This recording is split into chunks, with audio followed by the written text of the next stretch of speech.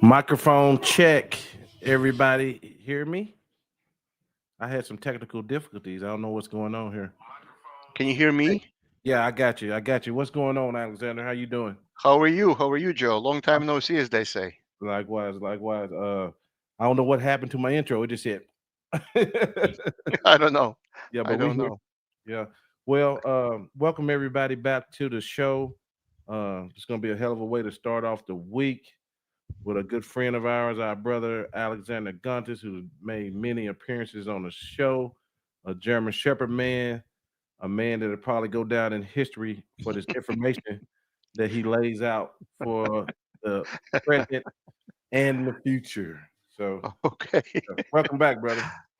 Thank you, Joe. I don't know if I deserve that kind of a compliment, but I thank you. Yes, sir. Yes, sir. Yeah, but everything's been good with you. Can't complain. Everything All good. right. As Okay. long as the Good. kids are healthy Yeah. and the family's good, that's the main thing. Raising your family, and that's the main thing. Exactly. Exactly. Yeah. Yeah.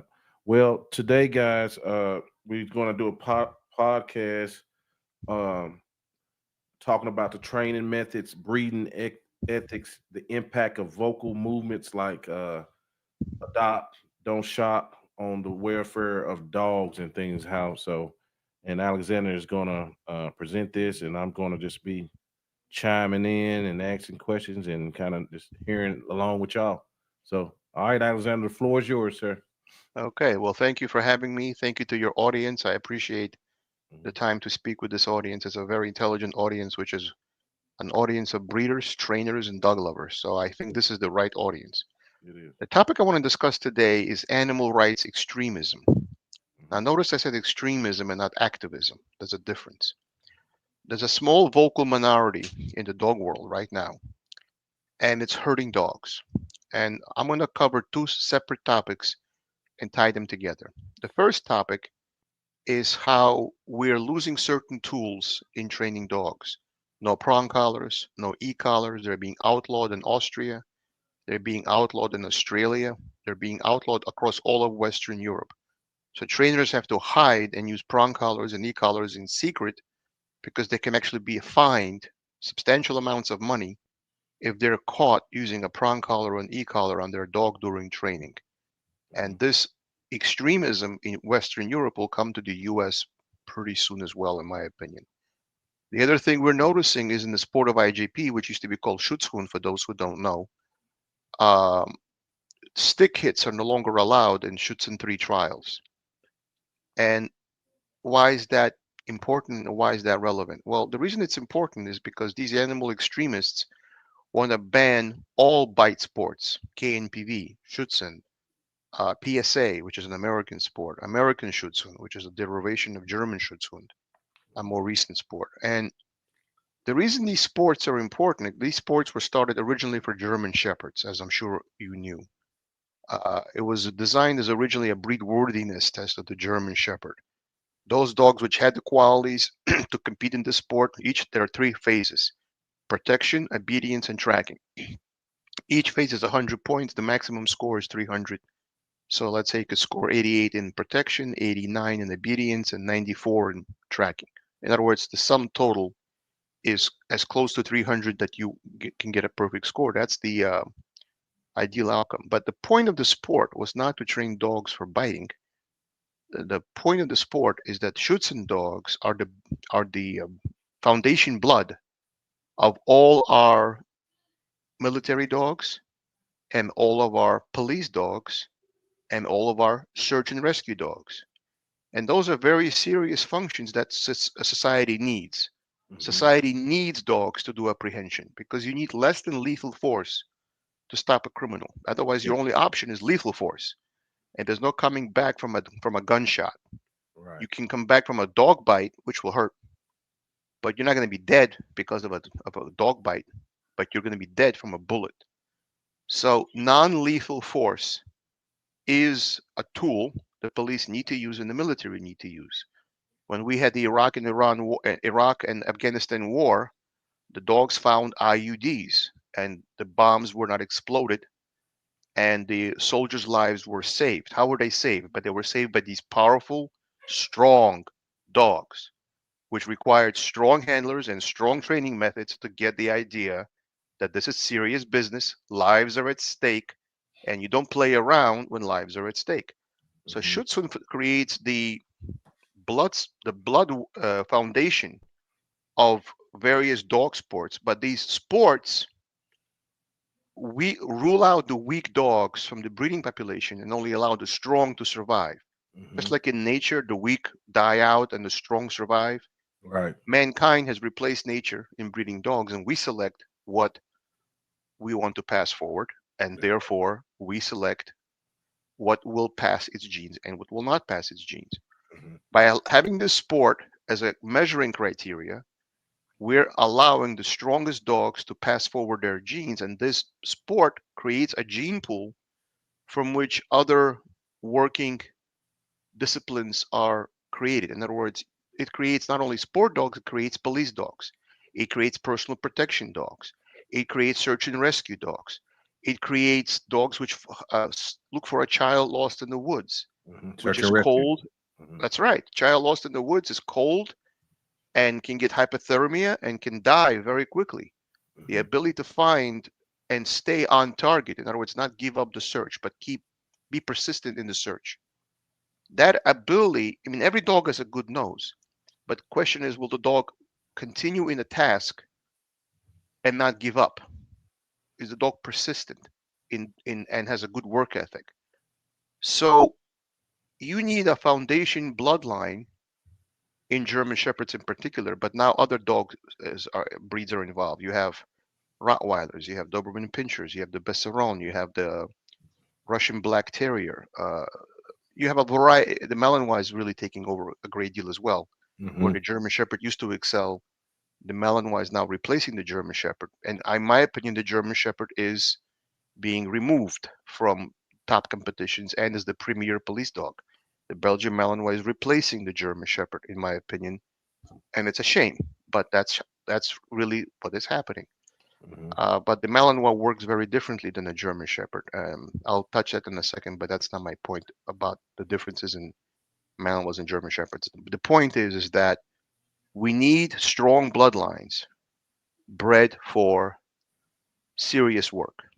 Now, if your local Golden Doodle could do that, then you wouldn't need powerful German Shepherds. They serve their own purpose. You know, people want a Golden Doodle as a pet. That's fine. You like Golden Doodles? Beautiful. You like animals? Beautiful. But certain breeds have a certain purpose in life, and therefore we can't ignore hundreds of years of genetics and hundreds of years of training because we want to be politically correct.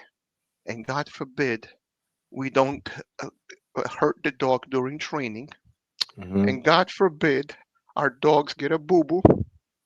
Right. Right. Right. Yeah.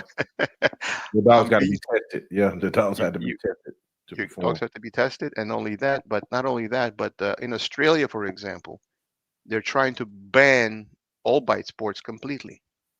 And Wow. I think it's up to us as breeders and trainers to be very vocal. Now, in my opinion, what the SV is doing, the SV is the Bereichsschäferhund, the German Shepherd parent club of German Shepherds. It still exists in Germany. And so Schutzhund is under the auspices of the FCI, the Frédéric Cologne International. That's the parent club of all breed clubs. In other words, the AKC goes to the FCI. The UKC in England, United Kingdom Club, goes to the FCI. The NHTSB, the Dutch breed club of all dogs registered in Holland, each trees up to the FCI. In other words, the FCI is the AKC of the world. In other words, all the AKCs of each respective country tree up to the FCI. So Right. Schutzhund is controlled by the DVG, which controls all working breeds, not just German Shepherds.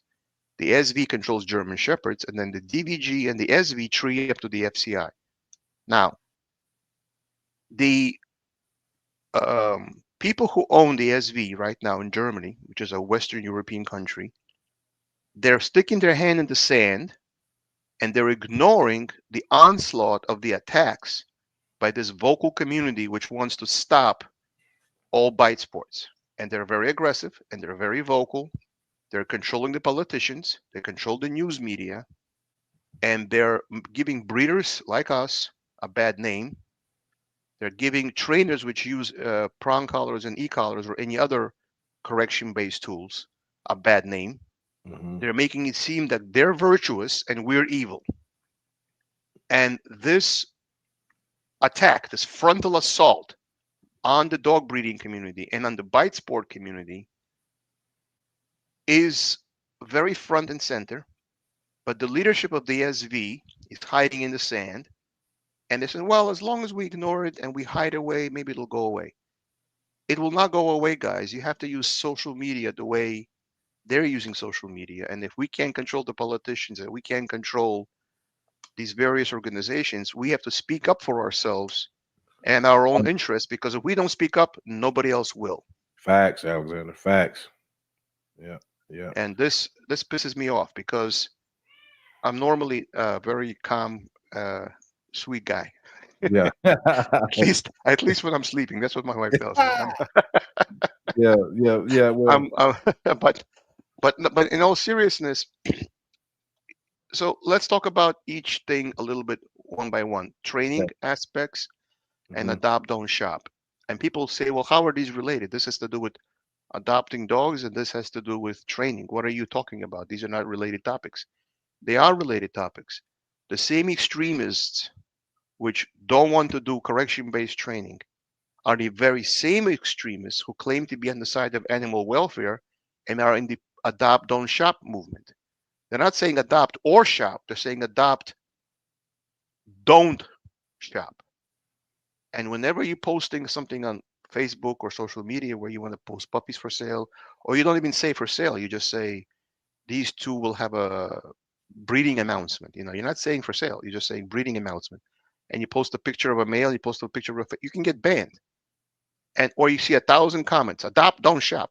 Well, that's ridiculous because first of all, there's the law of supply and demand. Mhm. Let's say, for example, I don't know the numbers, but let's say, for example, in the United States, we have a need for 100,000 dogs, let's say, in a given state. I don't know the number, but let's say that's the number.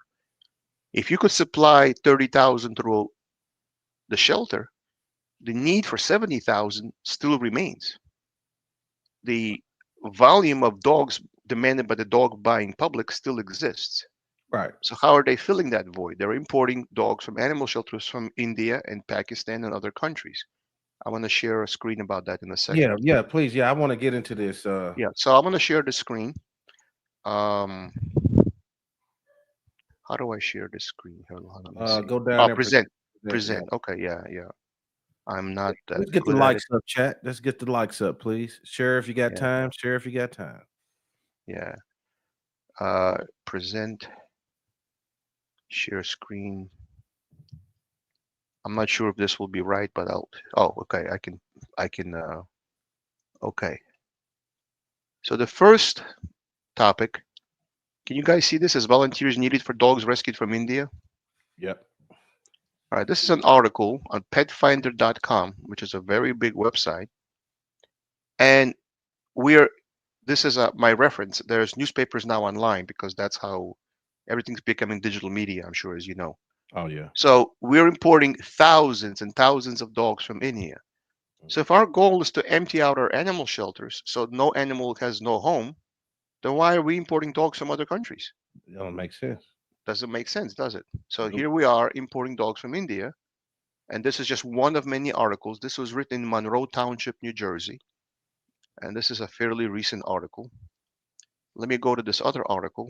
Let me share the screen because I'm not sure if I'm doing it right. One second. Okay. All right, this is another article. I'm gonna. I don't know if I'm instantly switching or not. Let me see one sec. Bear with me. I have to. I have to reshare another screen. One second, Yeah. because Good. I'm not as proficient as I would like to be.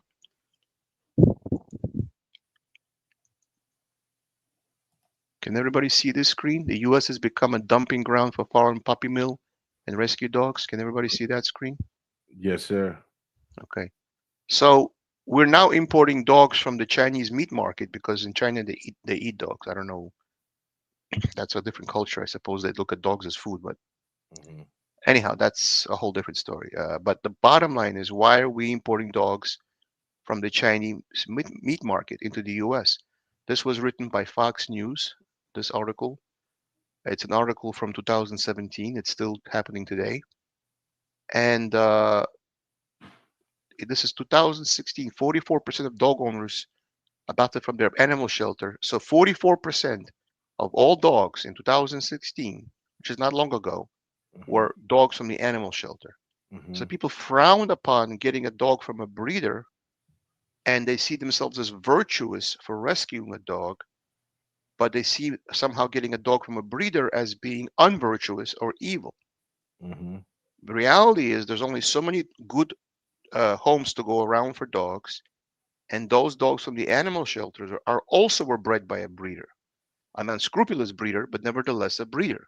Right. So what you're saying is that the dogs from unscrupulous breeders get to have a home, and dogs from well-bred ethical breeders don't get to have a home because there's only so many homes around that will be willing to take dogs.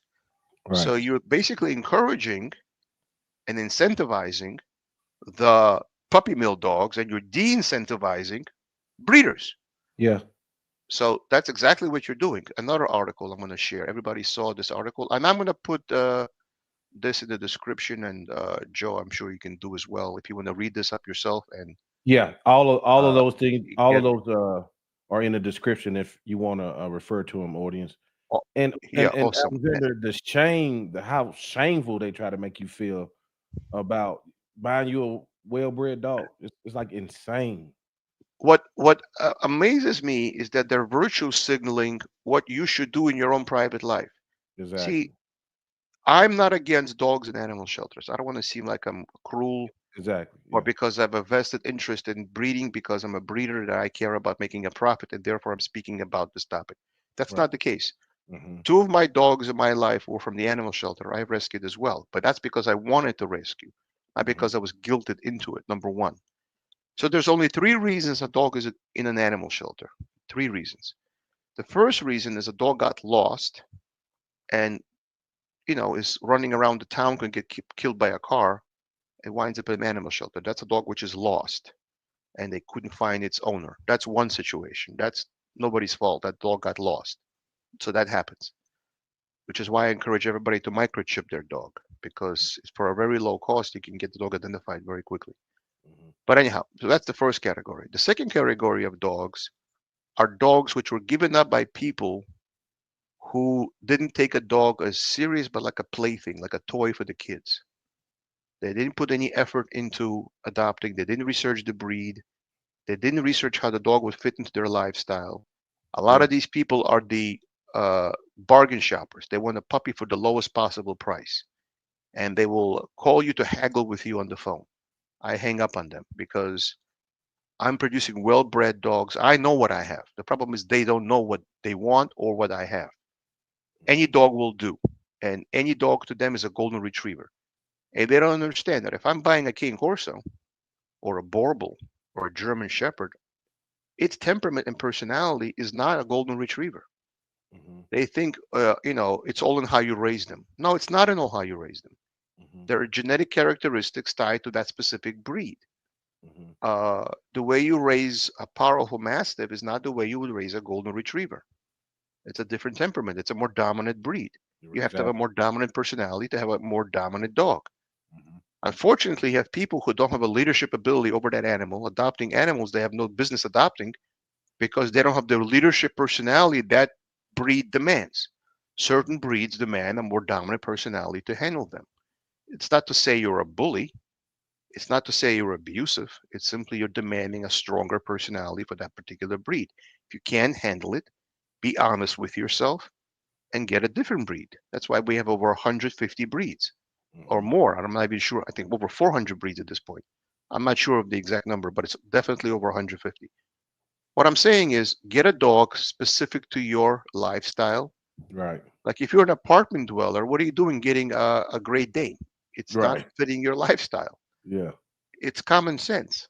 Hmm. But a lot of people lack common sense nowadays. And so you're getting a big Mastiff, essentially a Great Dane, which is a very friendly dog. But if you piss that dog off, Boy. you'll see it's a Mastiff, and you'll see Uh, the power of the bite. and the bite force. Or you have a dog which was, I'm going to pronounce it the proper Russian pronunciation, Kavkazskaya Ovcharka, Caucasian Shepherd. Yeah. Овчарка in Russian is shepherd. So you have Немецкая овчарка, which means German shepherd, or Kakavskaya овчарка, Caucasian shepherd. Mm-hmm. Now that's a guardian breed. It's meant to work independently and meant to kill coyotes. Yep. Okay, and if you, in fact, it can dispatch 3 coyotes at the same time. Mm-hmm. It's powerful enough. Now, what are you doing with a Caucasian ovcharka in the middle of the city? It's not for the city. It's a big, powerful guardian livestock breed. Yep.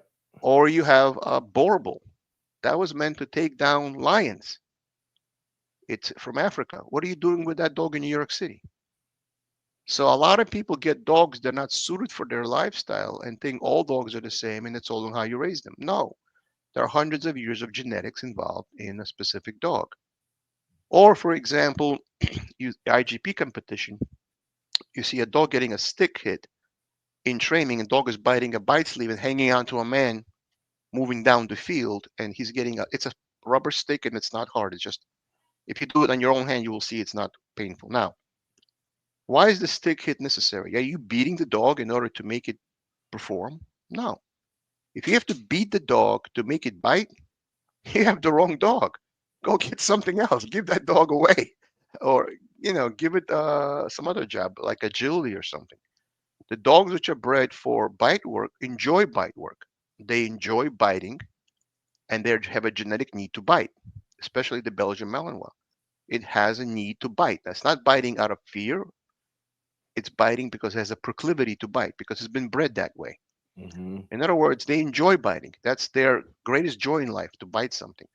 And you see them on the field going like they're like, give it to me, give it to me. I Yeah. want to bite that thing. You see Mm-hmm. them leaking drive because they want to bite something, but they're not biting because, now the reason you need a stick hit is in a serious fight with an opponent, like a criminal, the criminal will fight back. In a sport, the dog is going against the trainer who is, it's a stylized routine, and he's biting. It's a set of points for each step of the protection routine. But in real life, there are no rules, and the criminal will fight back. And you want the dog not to drop the sleeve when pressured. So you'll see the person crack a whip. You'll see the person crack a clatter stick. Mm-hmm. You'll see the person use a stick to threaten the dog in a threatening display.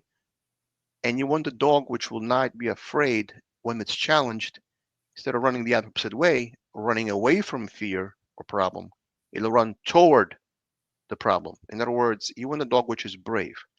Well, the only way to be brave is to test how brave you are. Mm-hmm.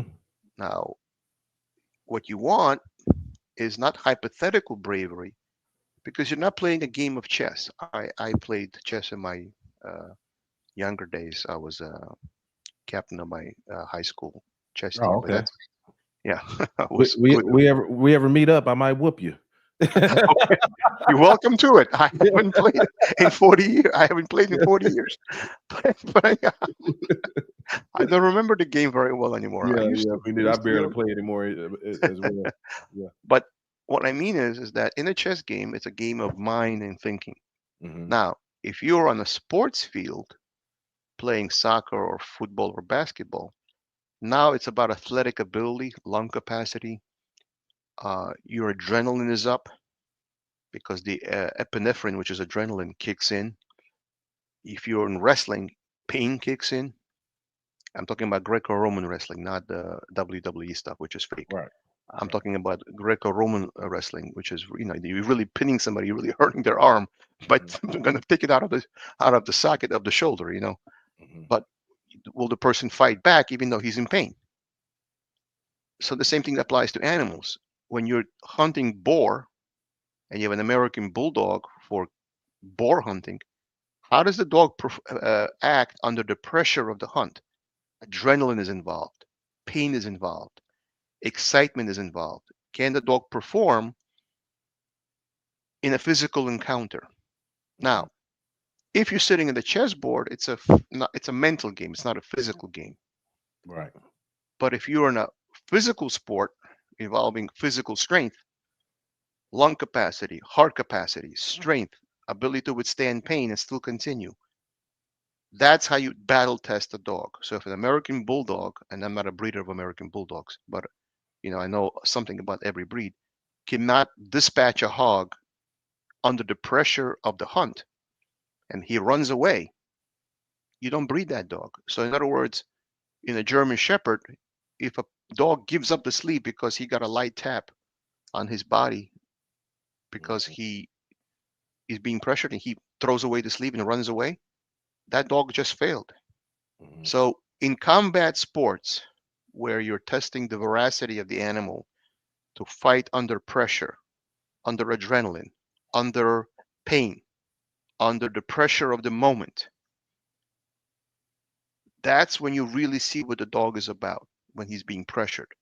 In life, there's pressure. You can't remove all pressure. If you're training a dog to catch Osama bin Laden, like we had during President Obama's administration, mhm. that dog, which was a Malinois, but the same concept applies. That dog could perform under pressure, smoke-filled room, bombs going off, a lot of noise, and the dog stayed on target and stayed on track. Bad That dog. dog is a very good dog. Yeah. Now, what I'm saying is that certain sports push an animal to its limits of physical endurance, its limits of uh, pressure, its limits of endurance, its limits of courage. Unless you have a way to courage test a dog under controlled circumstances, where it's not a real fight for life and death as it would be with a real criminal, um, you have to have a way of pressuring the dog because in a sport, okay, it's a sport, but we dogmen don't run around with dogs for sport or for fun. We do it because at the end of the day, while it's a sport, at some point that dog can be additionally cross-trained if necessary for personal protection and life and death is involved. And so if you have a state protection dog, let's say, Mhm. that's a very serious life or a kidnapping, let's say, and the dog has to protect the child from a potential would-be kidnapper. You don't want a dog which will play. You want a dog which will take it seriously and protect that child from a would-be kidnapper. Exactly. And Yeah. and so there is a need for such dogs. There is a need for toughness. There's a need for veracity. There's a need for aggression. And we may not like it. No, it's polite society. We don't do aggression anymore. We don't like it. It doesn't become us. I have news for you. Society is not always so civilized, and sometimes the need to show who you are under tough circumstances comes to the foreground. And It that has. applies, you have to, and sometimes you have to because Right. it's just human nature. Human beings are not all civilized yet. We have Mhm, criminals, we have desperate people who are on drugs, mhm. uh, we have people in terrible circumstances who will act out of desperation. There's all kinds of circumstances, but the bottom line is the need for protection dogs, or the need for search and rescue dogs, or the need to find people in the rubble after 9/11, where we had German shepherds finding people in the ground, which were give people closure because they could find their loved ones and not lose the loved ones. There is a need for these kinds of dogs. Oh yeah, you're right. You're right. Yep. Yep.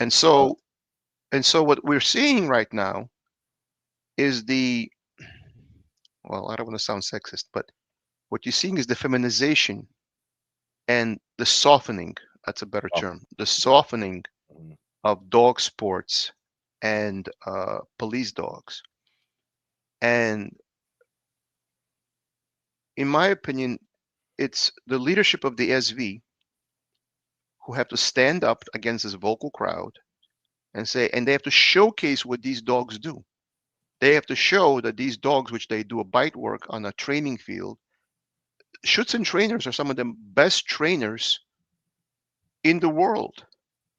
Some of the greatest ideas of how to train a dog came from Schutzen. So, like in all other human endeavors, for example, let's say you're building a racing car for Le Mans, as an example. Some of the techniques for aerodynamics and engine management and getting the most horsepower per liter of engine displacement. That scientific breakthrough of how to get that car at a very high speed, 200 miles an hour, then that technology transfers to the passenger car that you may be driving. Like, for example, variable intake timing. Uh, that came from racing cars. That was not around for passenger cars. So the same concept applies to dogs and dog training. The techniques you use to develop a Schutzhund dog, I still say Schutzhund, I don't say IGP, Mhm. because it was called Schutzhund for a long time. Uh, those training techniques then filter down to pet level obedience. In other words, just like in car racing, what we learn in creating racing cars, that technology is a human endeavor, filters down to passenger cars. Mhm. So what we learn in training protection dogs, the techniques used, filters down to pet dogs. So by discouraging this sport, we're making these people seem like we're training attack dogs. We're not.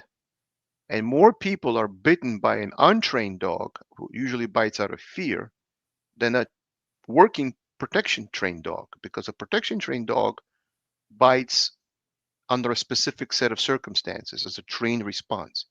It becomes a command, just like the sit or down command. It becomes obedience. So bite work, which done, when done properly, becomes like obedience. In other words, under these circumstances, with these set of drivers, you have this outcome. In other words, the dog actually becomes more predictable, not less.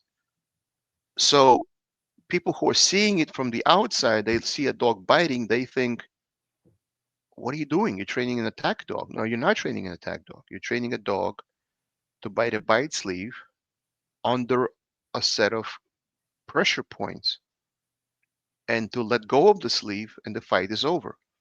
Now, if you don't mind, Joe, I wanted to go over a little bit into the drives of protection and explain Good. sport training Yeah. versus personal protection training, if you don't mind. Yeah. Yeah. My audience is here for it. They love it. Okay. Okay. Let me just get a sip of water. Okay, fine. Hey, let's get the likes up, y'all. And if y'all don't mind, share it and just take a little time to share it I'm on gonna get a Facebook. book I want to show. One second. Okay. Yeah. If y'all want to share it on your platform, this is how we grow. Uh, I'm trying to do this thing organically. I ain't buying no views. I ain't doing none of that. I just like, and that's why we have such a great atmosphere because the people that are here want to be here. I just don't. I'm not just going for just views and just running up numbers just because. Want want to make sure I'm right sorry, people. guys. I just want to grab a book. Okay, So no this problem. book, can you see, guys, see it? Schutzhund Training and Methods by Susan Barwick and Stuart Hilliard. Can everybody see this book? Yes. This is a book from '96, and this was written a long time ago. Mhm. This is a book written by Colonel Conrad Most in 1910. He was a colonel in the Prussian, because remember, Germany was Prussia at that time. It wasn't Germany yet. Mm. This is a book written in 1910, and this was translated into English. This was an army training manual of how to train German shepherds. This Oh, book provided 50 years of methodology of how to train dogs. 50 years. And a lot of the ideas in this book are not wrong even today. So what I'm saying is dog training evolved. We're now training dogs through more positive methods. We used to train dogs based on what was called a dominance theory. In other words, the dog must do it for me because I demand it. I'm in a leadership position over this dog, and the dog doesn't do the command, sit down or come, he's doing it to spite me, or the dog is doing it out of uh, insubordination. You think of yourself as the colonel, and the dog is the soldier. And so the early methods by William Strickland, or another well-known trainer, which was uh, William Kohler. Some people pronounce it Keeler. I don't know how to pronounce it. yeah, K Coleman method. K Yeah. Khoeler, Kohler Mhm. method. Yeah, I have I that think it's book. Col. I think it's Kohler. I don't think it's Keeler, but I'm not sure. Yeah, I think it's. I always learn pronouncing it Kohler. I be But too. anyhow, yeah. But that way of training, which was very popular in the 1950s and 1960s, and a lot of dogs for the movies were trained with his book. He became a movie dog trainer. So he couldn't have been that terrible if he trained dogs for the movies. Mhm. But the method was escape and avoidance training. In other words, you pop the prong collar, push down on the dog's butt, Mhm. and the dog would try to avoid getting a correction by sitting down faster. or you would yank down on the neck, step on the leash, the dog would be yanked into a down, and that would be a down stay, and the dog was yanked into a down. In other words, forced into a down. Or the dog would be called into a recall by pulling it on the prong and pushing it toward you. So the old style, what I call yank and crank methods of the past, were all based on dominance theory. The dog must not get a lure like a toy or food as a reward. The dog must be trained because it must work for you in pack drive. Pack drive means you and the dog are a pack. So you're in a leadership position over the dog, and the dog must comply, not should comply, must comply. And this is a very militaristic approach to dog training, and it's been disproven. As we went into the 1980s and 1990s, we went into a positive dog training methods. Book I can recall is by Susan Barwig, Purely Positive Training. Okay. And I have a video on my channel where I showed some of these books and I discussed them, and I'm not going to go into that here. Okay. But bottom line is people then went into purely positive.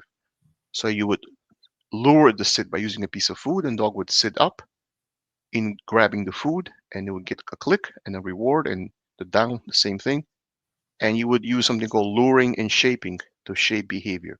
Shaping was inductive reasoning. The dog figured out what you want through a series of approximations, and you use the clicker to mark the correct moment the dog actually got it.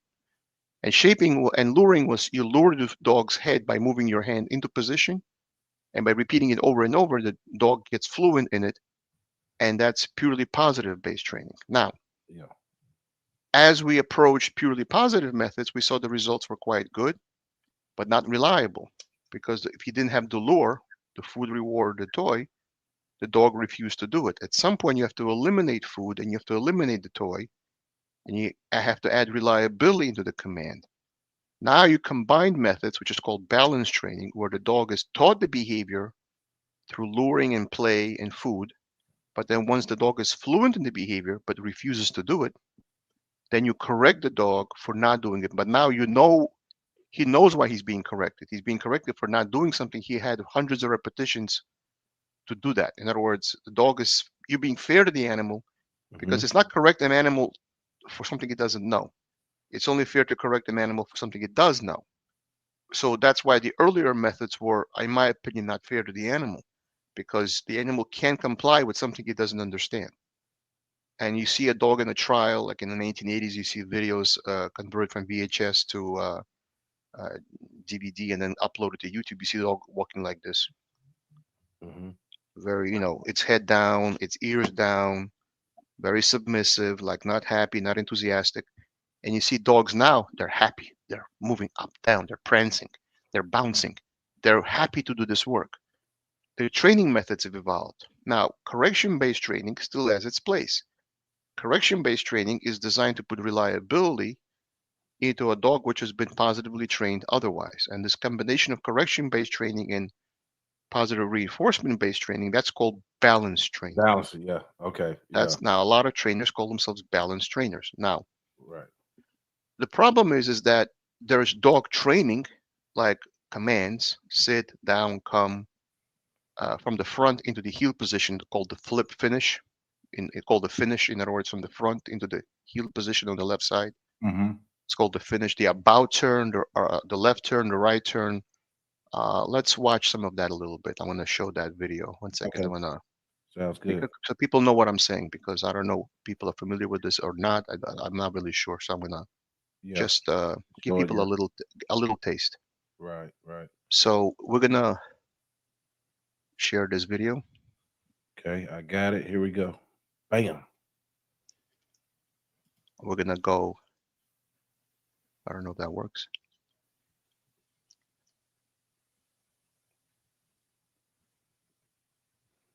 We use Upwork because it's an all-in-one solution. You can find, vet, hire, and pay people. Plus, you can pay.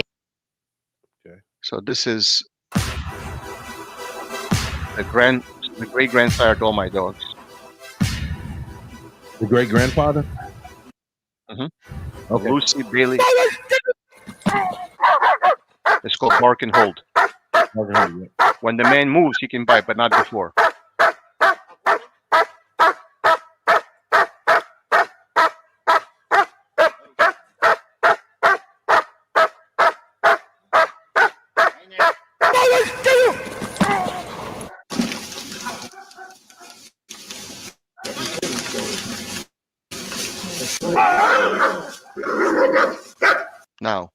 That's a dog doing a protection routine. But it's fully under control. Now we're Mhm. going to show a dog doing all three parts. This is Dex Van Lupus Alpha, the son of Vukan Van Perot, the 2016 world champion. Okay. This is a dog I sold to my friend Kevin, who is in the video. And we're gonna share it from the beginning.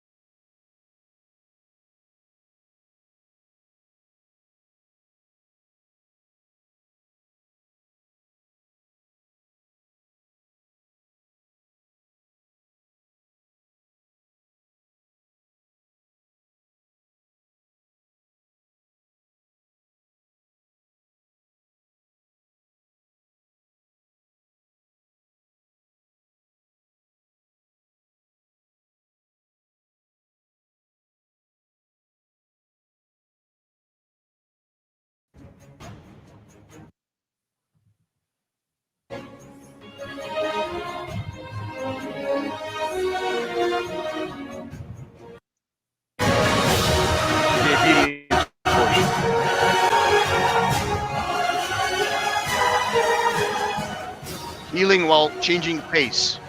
It's like he's maintaining a heel despite the change of speed of the owner. Right. Dog doing stand stay.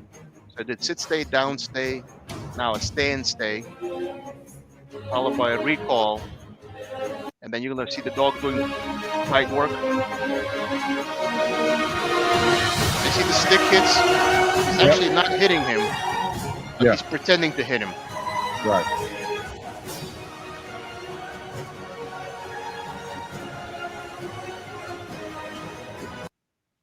So the bottom line is that, let me stop the screen share. Okay. The bottom line is this is a demonstration of a dog in all three phases of IGP.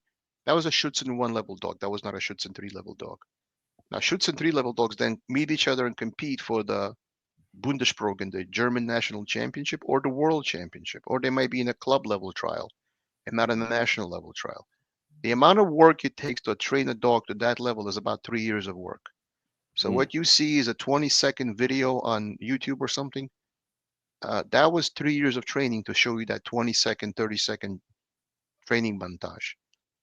People see these kind of videos and they say, "Oh, I can do that. That looks easy." But people don't understand what's involved. But Mm. the bottom line is that's a dog trained both through corrections and positive reinforcement. If you notice, he put a ball under his arm, which acted as the target for the dog's eyes. He's looking at the ball under the arm, and when he heels looking at the ball, it looks like he's looking at his face.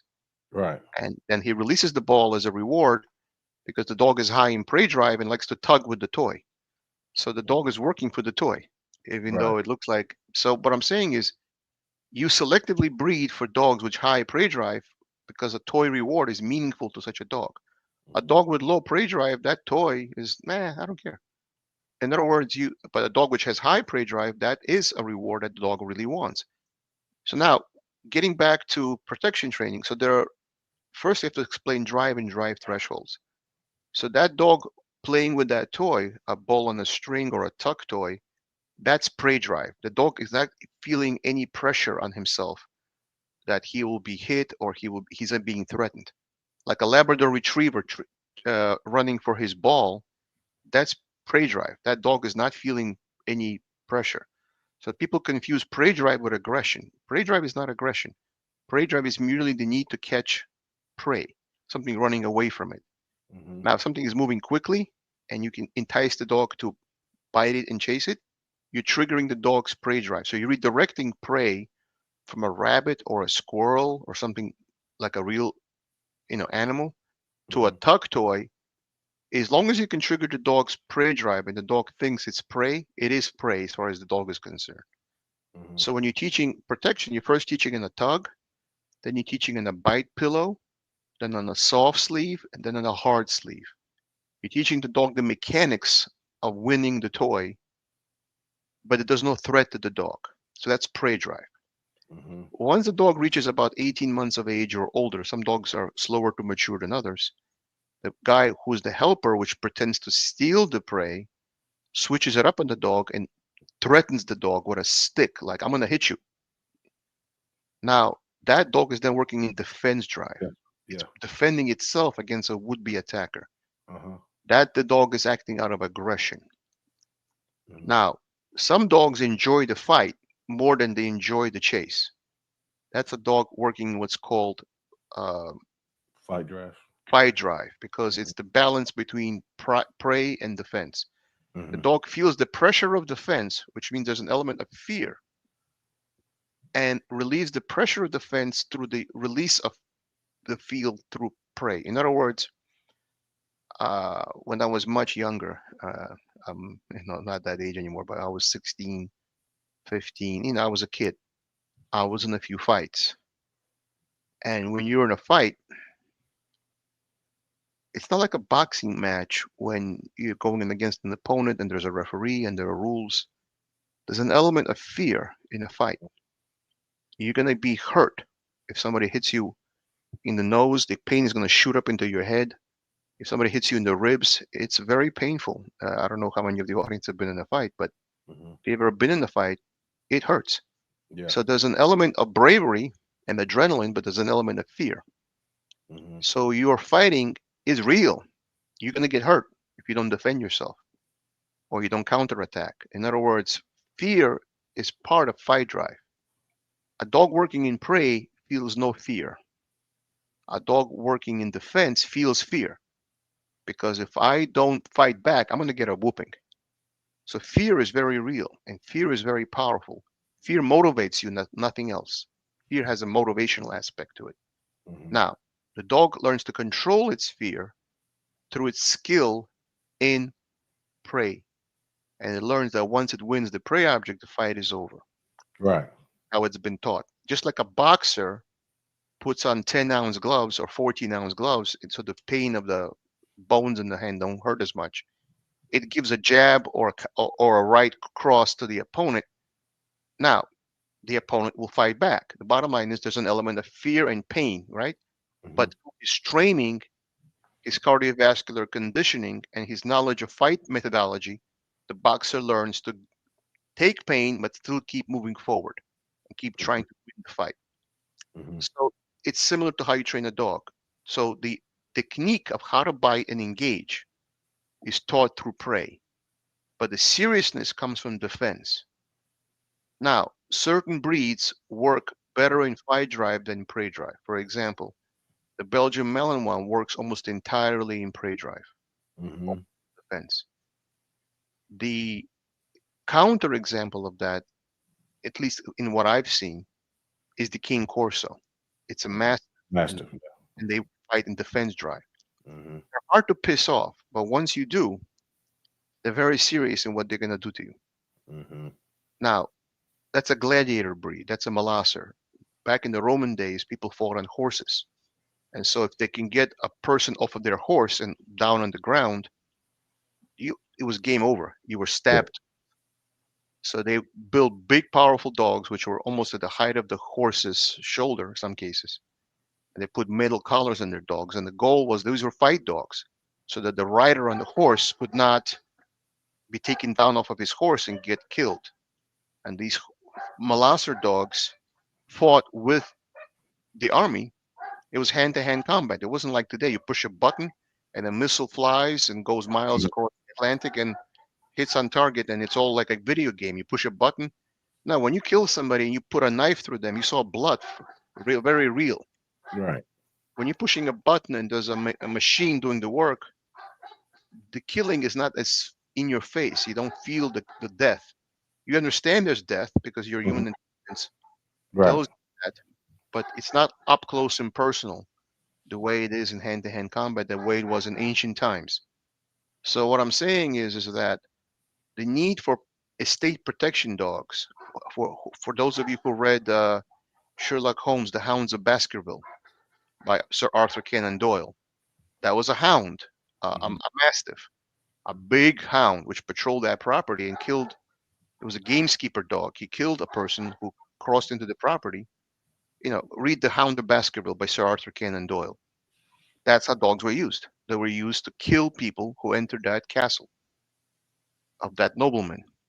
And that was not written that long ago. It was written in the 19th century. So, for those of you who read Sir Arthur Conan Doyle, pick up that book. It will refresh your memory. Let me ask you something, Alexander. An estate dog. What is the difference between a estate dog and just a personal protection dog? They're very different. Let me explain. An estate dog or a junkyard dog is an aggressive dog which is antisocial.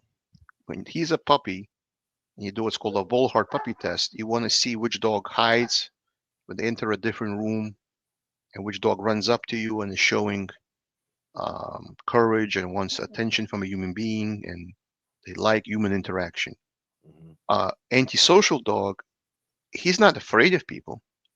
He just doesn't want to be around people. He could care less. He's antisocial.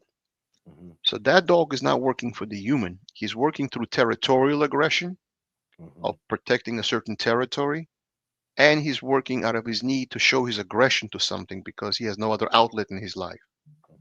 A personal protection dog is very social, is bonded to the owner, has a relationship with the owner, and offers protection up close, like a personal bodyguard. An estate protection dog works at a distance from the owner, protecting the property but not the person.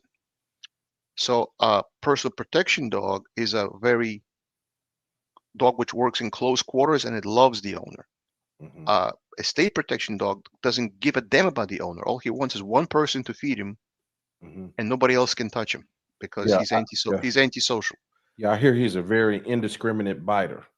Correct. He will just bite because you pissed him off, and it doesn't matter if you're a member of the family. You're not the one who feeds me. I don't care about you. I'm going to bite you.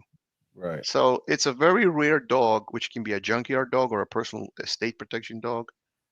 A personal protection dog is a highly trained personal bodyguard, which has a relationship with that family and every member of that family. A state protection dog or a junkyard dog could care less.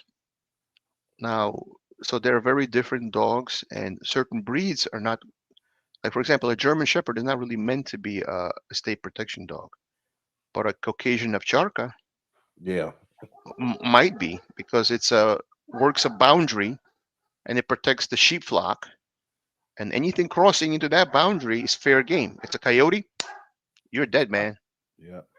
Because you're crossing my boundary. This is my territory.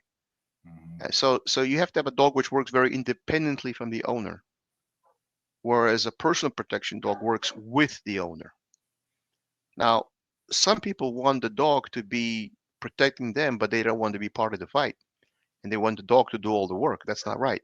You have to work with your dog to fight the opponent. Now, getting back to personal protection dogs versus sport dogs. A sport dog is trained to bite the bite sleeve. Once the sleeve is released, the fight is over. A personal protection dog will attack the man. Even if he drops the sleeve, he still wants to bite that person, despite the sleeve being off. Yeah, he's not worried about no equipment. He's not worried about the equipment. He's worried about the man, and he wants to attack that man. Right. Now, there's two schools of thought of how you train a personal protection dog. Okay. The first school of thought is you put the dog into defense right away as a young dog. You make him distrust everybody and have suspicion for everybody. And that dog will attack because it's working out of the idea that you're going to hit him before he hits you. You're mentally changing the dog. Could have been very friendly initially, but you're converting him from being a friendly dog to being a very aggressive and suspicious dog. That's very old style training. That's not how dogs are trained nowadays, but that's how dogs used to be trained. There's a podcaster on YouTube from the former Czechoslovakia who advocates this style. I'm not going to mention him. I think your audience knows who I mean. Yeah, I'm sure he's listening. I know they do. Oh, of course, of course, of course. I don't know if he does or not, but the bottom line is that this approach of putting the dog into defense very quickly and early in its life can ruin a dog if the dog doesn't have the nerve strength to handle so much pressure at such a young age. Now, the old East German dogs from East Germany, when it used to exist, the DDR dogs, as they say, they were very high defense drive dogs. They didn't have any prey drive almost, but they had a lot of defense. Now, the problem with a highly defensive dog is now that takes me to the topic of drives versus drive thresholds. People don't understand what that means. Let's say I have a dog which is highly defensive but has low thresholds. This dog sees the world as I'm constantly in fear of something, and I better lash out before they attack me. That's your classic fear biter, or Yeah. dog which takes a cheap shot at a person's leg, like a little chihuahua, and then runs back to the owner and hides behind the owner. That's a dog with high defense but low thresholds, because it takes nothing to trigger that dog. It triggers like that.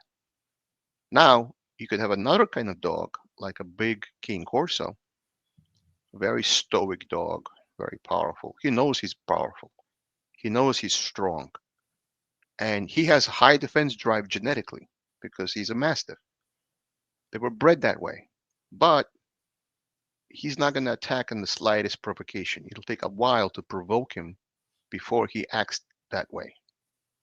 So now that's a dog with high defense drive but high thresholds. So you can have a high defense drive but low thresholds, which is your classic fear biter, or you can have high defense drive and high thresholds, which is your typical mastiff breed. A lot of people think pit bulls are aggressive. Pit bulls are not aggressive. Pit bulls are high prey drive dogs, but not high defense drive dogs. They have almost no defense drive. That's why they're called pit bulls, because they would be fighting in a pit with the owner against another dog. And people also confuse animal to animal aggression with animal to human aggression. So people assume that if a dog is aggressive to another dog, it'll automatically be aggressive to people. That's not true. They're completely different things.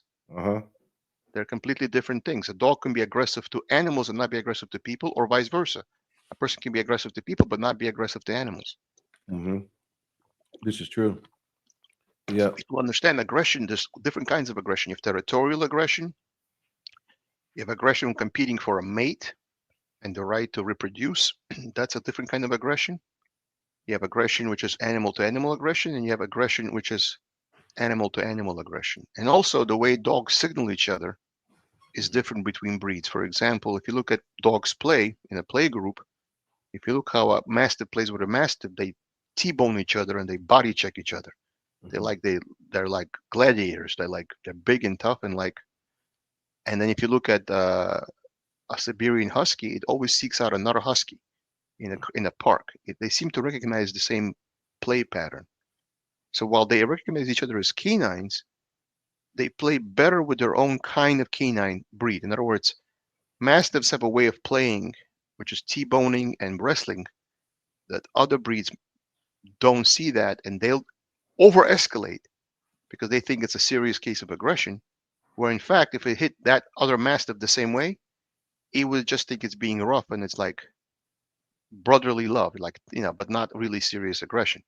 So certain breeds play a certain way, and another breed may not recognize what it actually means. And until you see that play bow, you might have a fight.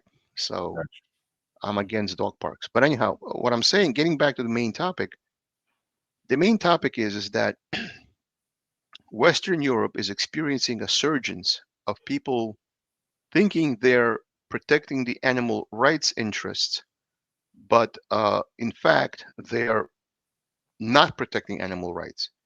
They're preventing correction-based tools like a prong collar. For example, if your dog is lunging at another dog, and let's say you have a Rottweiler and the other dog is a little poodle or something. If you don't give that dog a strong pop on the prong collar and walk it away in the opposite direction and break that momentum going. And if you can't get control of that dog through force, that dog will kill the other dog because of the difference in size and power Yeah. and bite force. Right. So now, is it appropriate to give a level 10 correction for a level 10 behavior? Yes. So you give a correction tied to the display of the behavior. If it's a level 3 misbehavior, you give a level 3 correction. If it's a level 10 misbehavior, you give a level 10 correction. In other words, corrections has to be proportional to the crime. If a dog is not looking at you while healing, that's a pop, pop, pop on the prong collar, like, hey, over here, look at me. Yeah. Mm-hmm. But if a dog is lunging at another dog and about to fight, that's not a level 3 correction. That's a level 10 correction. That's a full force correction to stop that behavior. In other words, the goal of a correction is to stop negative behavior. Now, Right. these animal rights activists will fine you to death 25, 30, 50,000 if they see you have a prong collar on a dog. But how are you supposed to get control of a lunging mastiff who's not going to kill another dog unless you have a prong collar that gives you mechanical advantage against a dog which is stronger than you? You shouldn't have a dog that much stronger than you, but if you do, you better have good discipline, good knowledge of how to handle that breed, and you should be able to manage that breed. And a lot of people get big breeds like I'm macho, I'm having this big powerful dog. You Mm-hmm. don't need a dog to make you feel macho. That's right. Yeah. You're either macho or you're not macho. The dog Yeah. is not going to make you macho. Right. But hey, that's really true. I mean, a lot of dogs are bought off ego, just like cars, Yeah, status status cars. Yeah, symbols. Yeah. status cars. Yeah, I'm Yeah. driving a Hummer, therefore I'm big and strong. Right. You're just a Yeah. man. Yeah. You're not stronger than anybody else on average. Right. Right. Right. And so some people need to show their power and their wealth and influence through what they drive, how they dress, how they behave. And in reality, it's masking a very weak ego. That's true. That's true. 'Cause- Most of your guys that stick their chests out is usually they ones crying at night, because they had to feel right. like they had to compensate for other things they cannot control or That's right. weaknesses they don't want you to see. That's right. They have Every to have, time. because it's not a shame for a man to cry and feel emotions, Right. but it's a shame for a man to be a coward and not protect his wife or his family. That's right. Yeah. That's right. Yeah. So, Yeah. so anyhow, what getting back to the situation now, how does this all work with the adopt don't shop movement? Excuse me, my wife is calling me upstairs. Give me 1 second, I'll be right Hey, back. that's fine too. I'm gonna use the bathroom while you're doing Yep, that. yep. Hey guys, y'all hold on.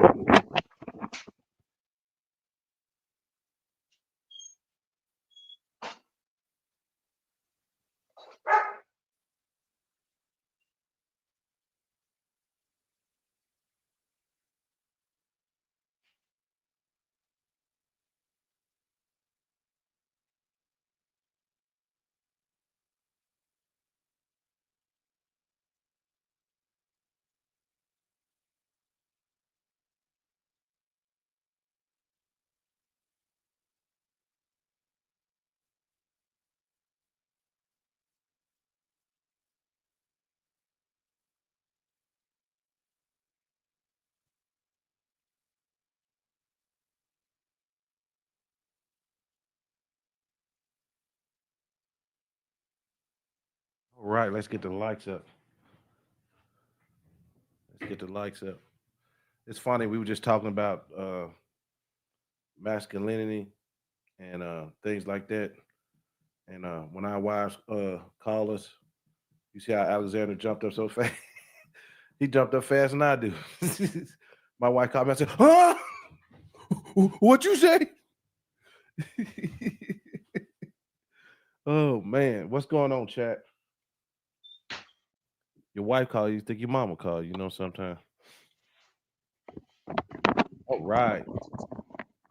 I'm back. Sorry about All that. right. Me too. I'm sorry too as well. Yeah, yeah. Yeah. Getting back to the adopt don't shop movement. I think that we as dog lovers and animal lovers, we don't want to see dogs in animal shelters. We don't want to see dogs getting killed because there's an overpopulation of dogs. We really don't. And so these dogs are in these poor circumstances through no fault of their own. Now, getting back to what we're saying, there's three types of people in it, those three kinds of dogs in the animal shelter. A dog which was lost, which is explainable, understandable, and dog which was given away too easily because it was cheap and it was convenient, and so not much lost, not much spent. There's a big difference between somebody who bought a dog for $350 and somebody who bought a dog for $3,000. That dog which was bought for $3,000 to $5,000 will not be given away as easily as a dog which was bought for $300. It's like easy come, easy go. There's no, never mind a moral compass, but there's no sense of obligation to the animal as a human being. And I think the people who give away dogs so easily at the slightest inconvenience, I don't think much of them as human beings.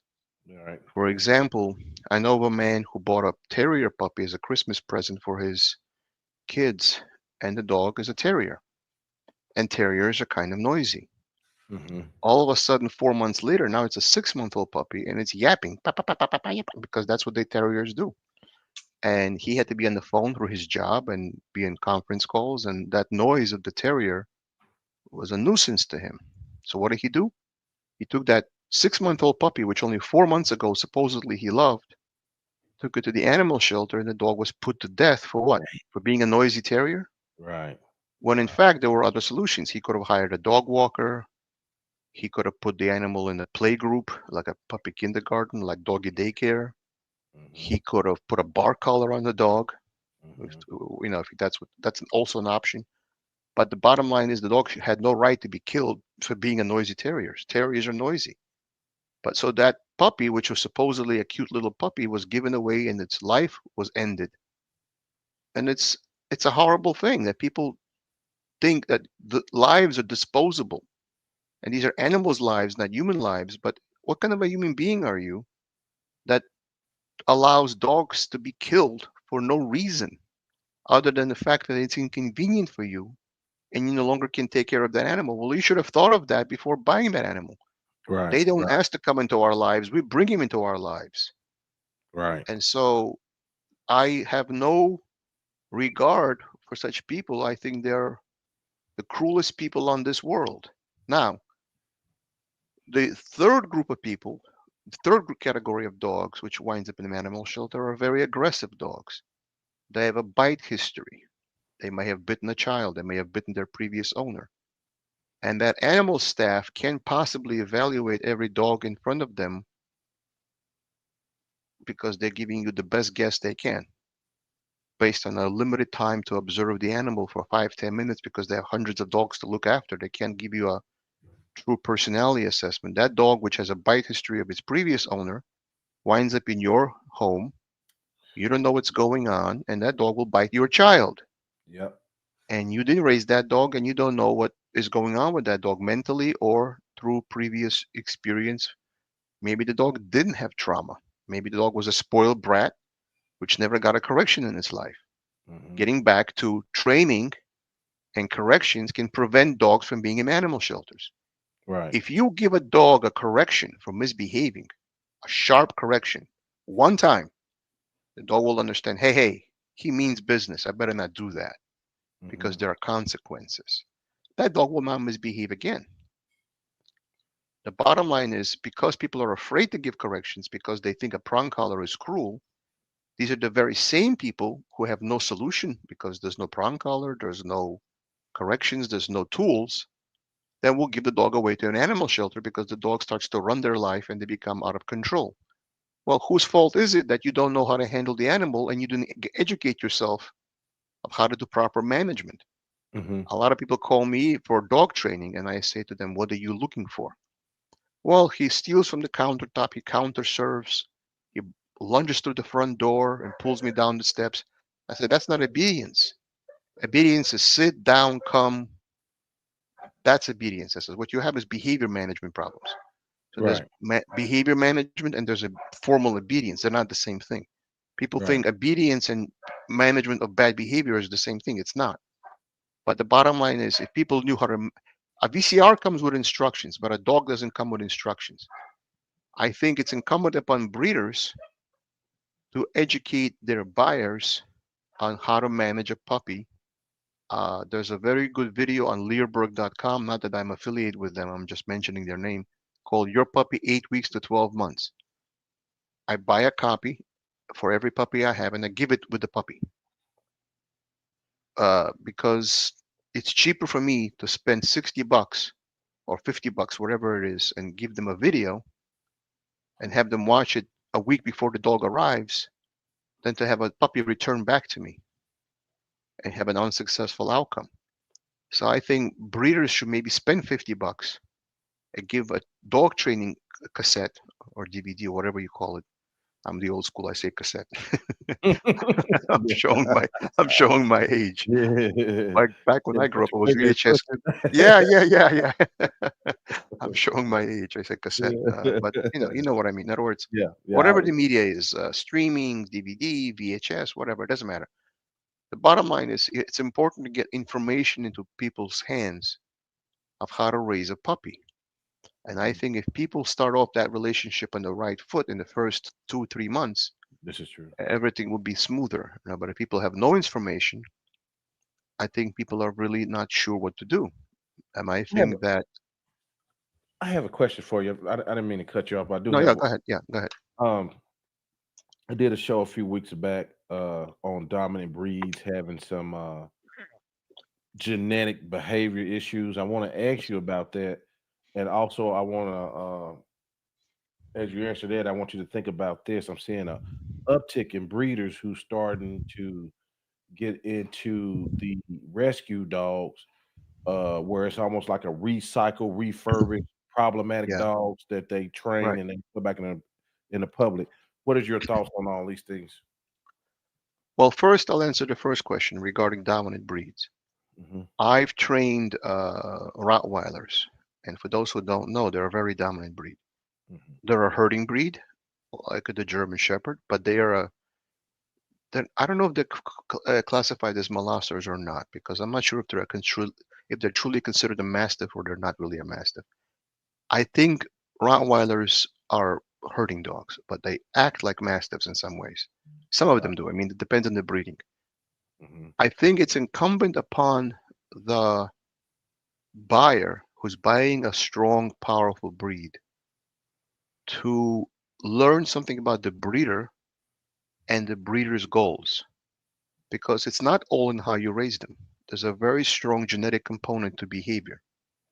Um, I hate buyers which call me and they only ask one question: what's the price? Or what's the color? Or what's the color? Yeah. Or do you have black and tan German Shepherds? Hmm. And I might say, no, I have sables. Hmm. This litter, next litter, I might have black and tans. No, I'm only looking for a black and tan. Like they're buying a rack of a suit of clothes off the rack, a blue suit with a white shirt Hmm. or whatever the color you like, as an example. They act like they're buying clothing. And when a buyer doesn't ask me anything about my dogs, like what are your lines? Do you have imported dogs or non-imported dogs? Hmm. Do your dogs have OFA hip X-rays against hip dysplasia? Are your dogs genetically tested against degenerative myelopathy, which is like Lou Gehrig's disease in people, or ALS, which will cause the rear spine to atrophy and the rear legs have to be in a wheelchair type device as the dog ages because the nerves die out in the spine toward the age of the dog as it gets older. Hmm. Now, people can't expect a breeder to give them a terribly low price and at the same time do this degree of genetic testing. So if you're getting a dog for $850, you can't expect the breeder to have done a lot of genetic testing for such a low price. So Hmm. there's a medium between the price you pay and the quality you get. If you're getting a puppy from Craigslist for $450, you're not getting a well-bred dog. I've seen puppies where the people change their mind the very next day after getting a dog. I'm like, why did you buy it? And they couldn't return it to the breeder. It was inconvenient to go to Pennsylvania 3 hours, but it was convenient to go 3 hours to pick him up, right?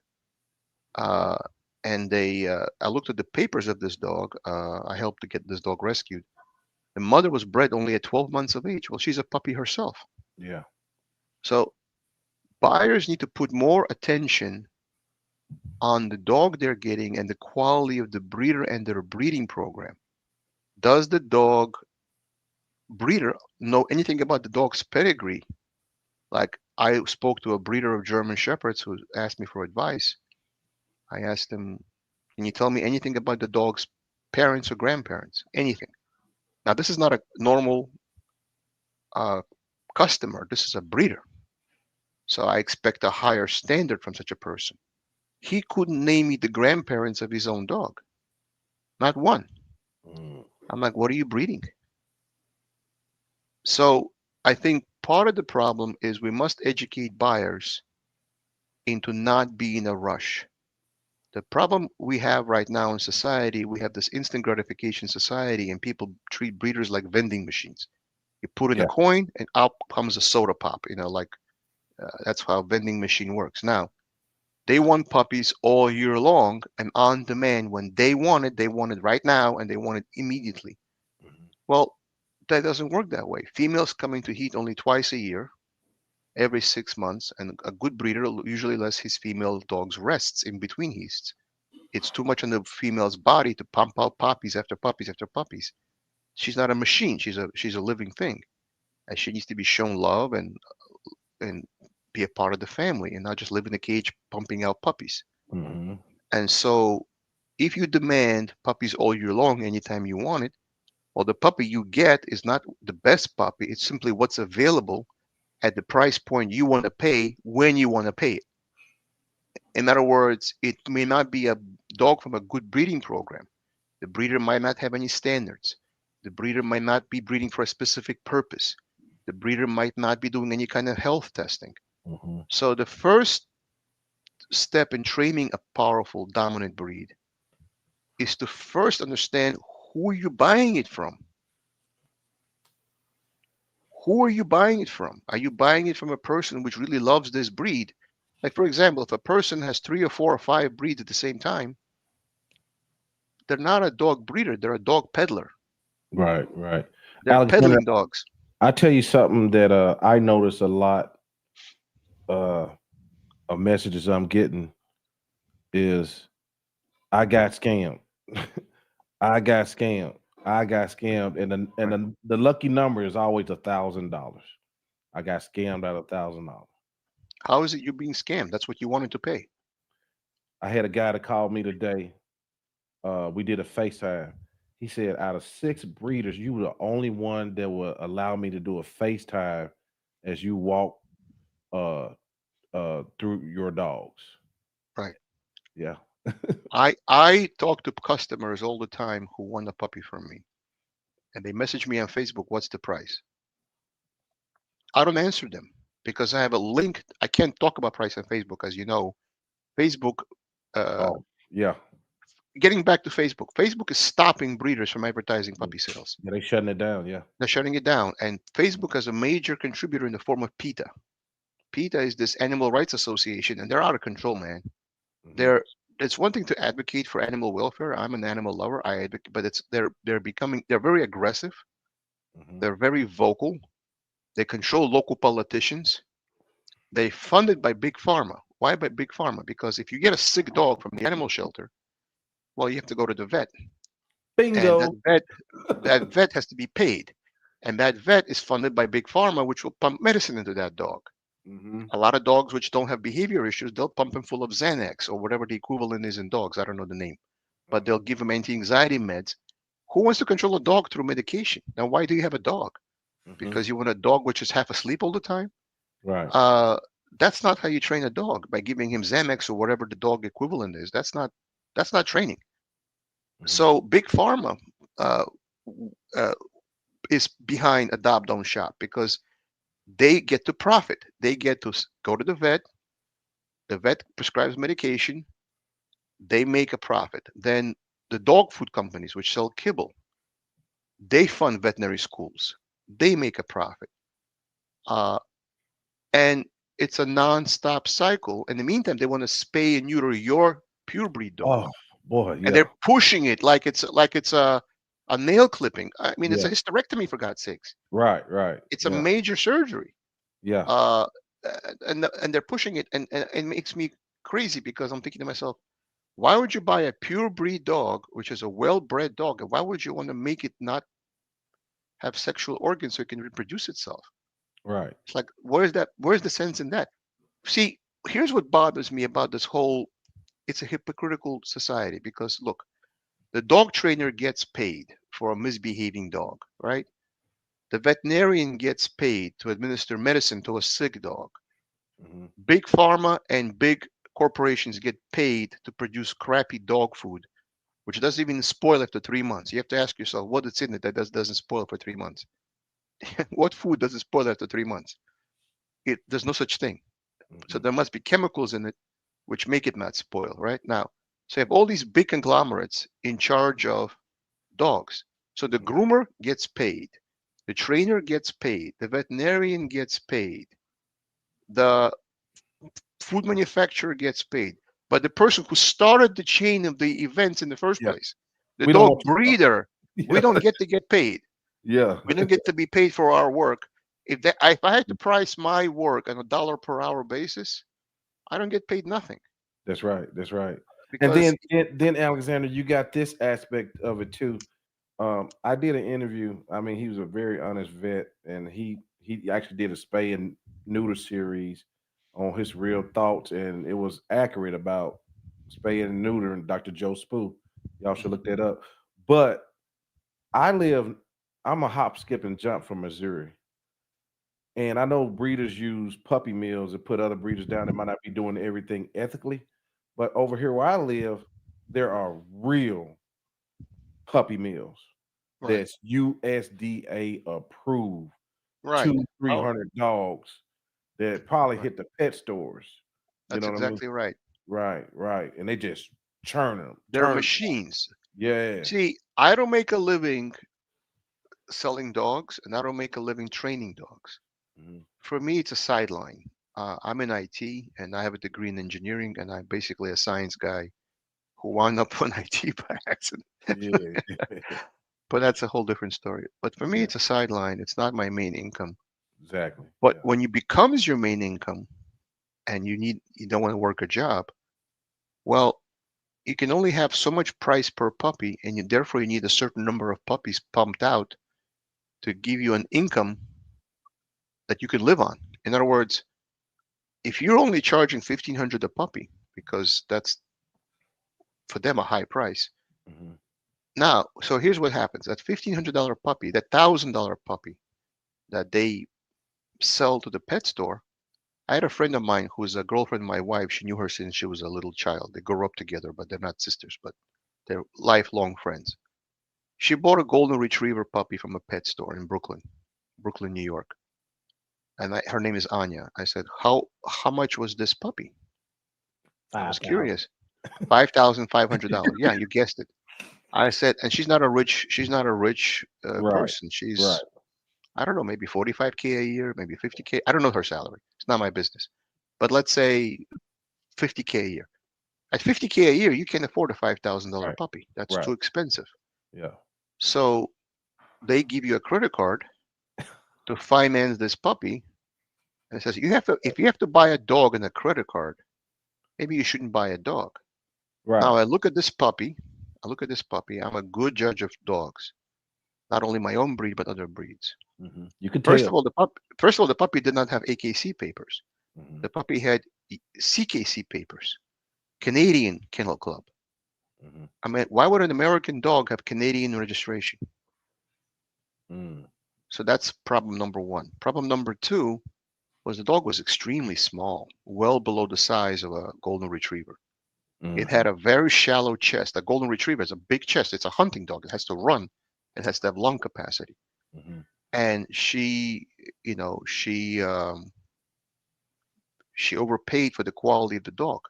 People don't understand what quality is. See, when people lived on farms before we were, so industrialized, before the turn of the century and the Industrial Revolution, most people were farmers. They didn't live in cities. They lived on farms. And mhm, people had a very good sense of livestock. People had a sense of this is a very good horse, going to do a lot of work for a lot of years, in service of my farm, or this is a very good cow, going to give me a lot of milk for my farm and my dairy production, my cheese and my cottage cheese, whatever you make from milk. The people had a sense of it.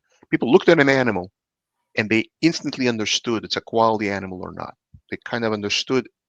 It's visually easy to see, Hmm. but because we've gotten so far away from farm life in the 21st century, people don't understand what is a well-bred animal and what is a poorly bred animal. Hmm. So to them, all animals are the same. Golden Yeah. retriever is a golden retriever. A German shepherd is a German shepherd, and they think that the quality is the same. And for them, therefore, the lowest possible price is what matters. Now, Hmm. the people who say adopt, don't shop, what they're really advocating for is the decimation of our breeds. Because if you And look at the country, also, Alexander, I'm sorry to cut you off. yeah, Adopt, don't shop really don't make sense because if you adopt with them, you're gonna pay a fee, so you actually are shopping with them.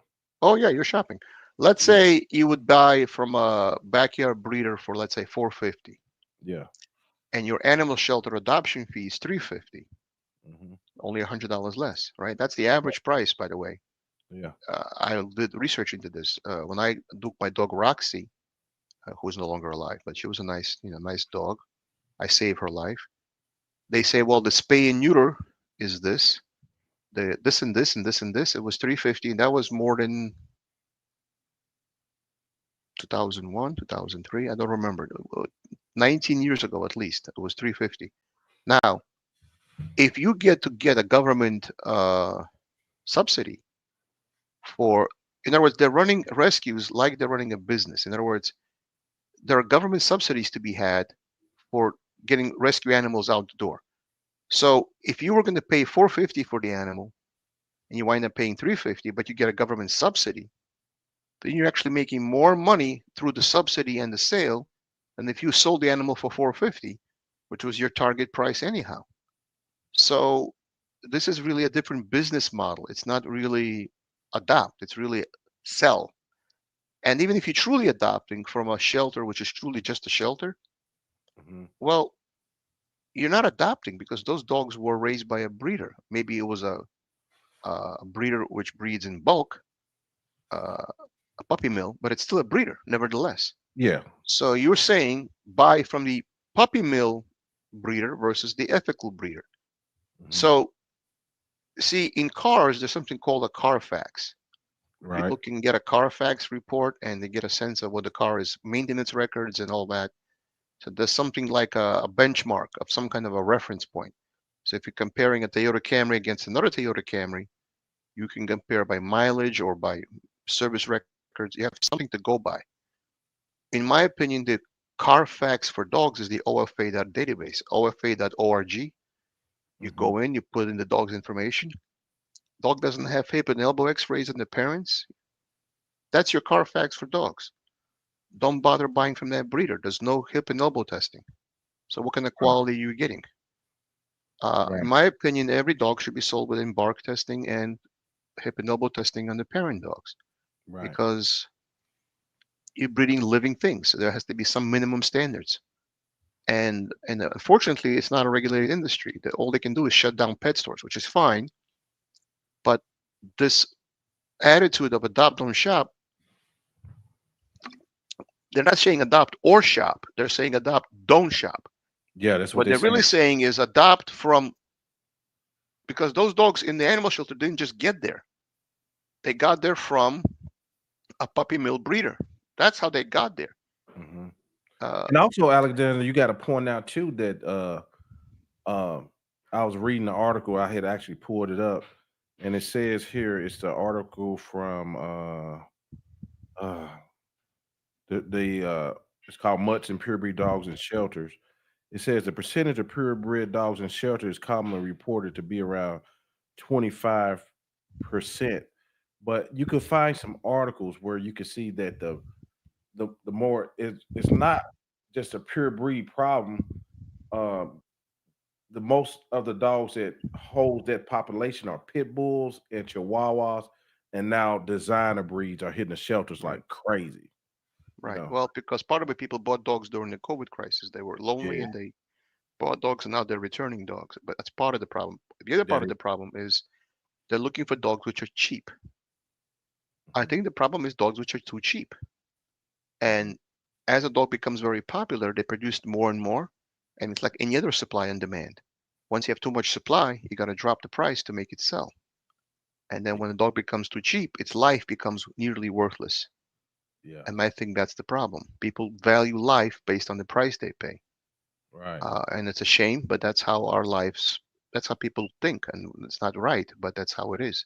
Mhm. Now, what I will say is that these people who are adopt don't shop, they don't really understand what the hell they're talking about. Let's say they have a child lost in the woods where time counts and the ability to save that child's life counts, Mhm. and the child will get hypothermia. You tell me, would you rather have a bloodhound, one of the best tracking dogs ever produced, look for that child, or a trained German shepherd, like I showed you the video dog was tracking Mhm. and has a trained nose and a trained response? Or would you rather get the dog from the animal shelter because any dog will do? They're all the same. They're all good.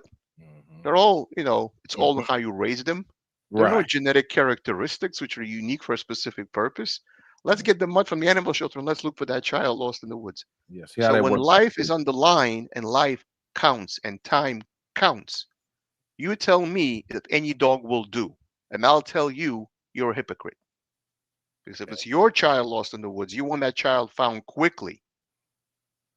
That's And I true. think these people are hypocrites. Yeah. Yeah. Yeah. You're 100% right. You're 100% right.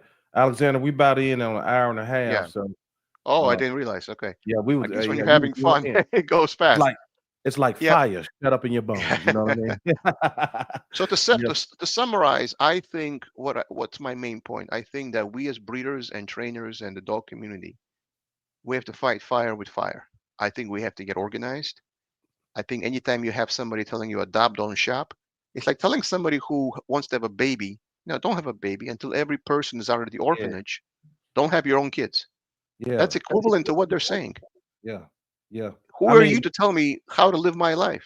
right. Yeah. Yeah. I mean, like to tell people you a breeder is like something of shame nowadays. You know what I Yeah, mean? exactly. What are you ashamed of exactly? Right.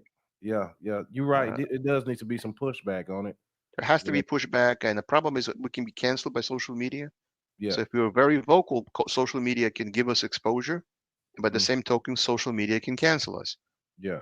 But I think that without pushing back on the tools you can use for training, on not stopping dog sports, which produce police dogs and service dogs, Mhm. on not pushing back on this adopt, don't shop virtue signaling, I think we as a community owe it to ourselves because we're all in business for ourselves and we're all in business to make money.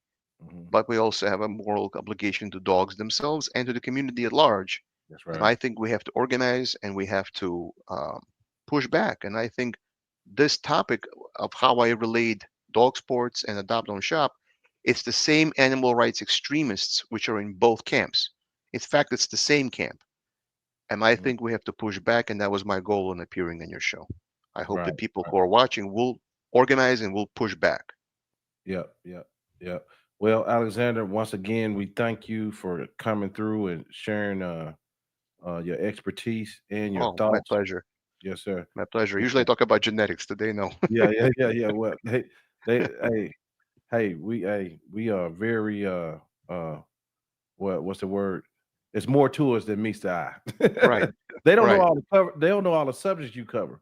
So with that being said, y'all make sure y'all go over to Alexander channel and check out. He got a lot of good info on there for his training. What is that channel, Alexander? It's the same as my kennel name, Gonta House. There you go. And All I right. have channels on books on dog training, books on genetics. I can't give you all the information. I invite the audience to do their own research, but I point them in the right direction. Right. So There I you hope they. I hope they. Oh, thank you, yeah, Doug. I appreciate it. He yeah, yeah. Doug be give everywhere, don't he, gave me a Alexander? shout out. Yeah, I'm in Instagram now too. Yeah. Thank you, Doug. Thank you. I appreciate it. Okay. All I right. Well, appreciate you giving me a chance to be on the show. I really do. Thank you for oh, your yeah, no time. problem, man. Anytime you want to come, we can do it. Thank you so much. Thank you. Okay, brother. We'll see you later. Thank you. Goodbye, guys. Have a good night. Thank you. Thank you.